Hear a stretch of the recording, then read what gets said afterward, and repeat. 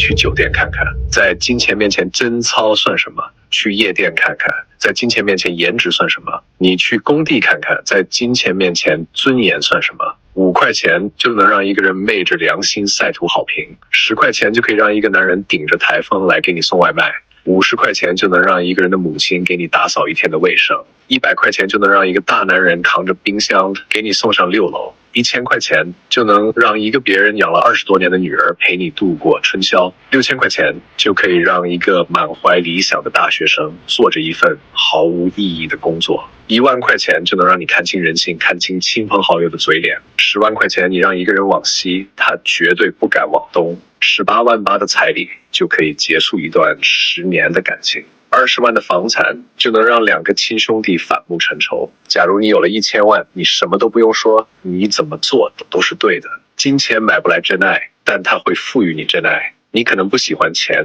但感动你的每个瞬间都需要钱。钱是熨斗，能烫平生活的褶皱。钱能解决99%的问题，剩下的1%是需要更多的钱。世人匆匆忙忙，也不过是为了碎银几两。如果没有钱，你会发现活着还不如死了去。但如果你有钱，你都快死了，都能给你救回来，还有什么鬼能比穷鬼更可怕呢？不要当父母需要你的时候，除了泪水一无所有。不要当孩子需要你的时候，除了惭愧一无所有。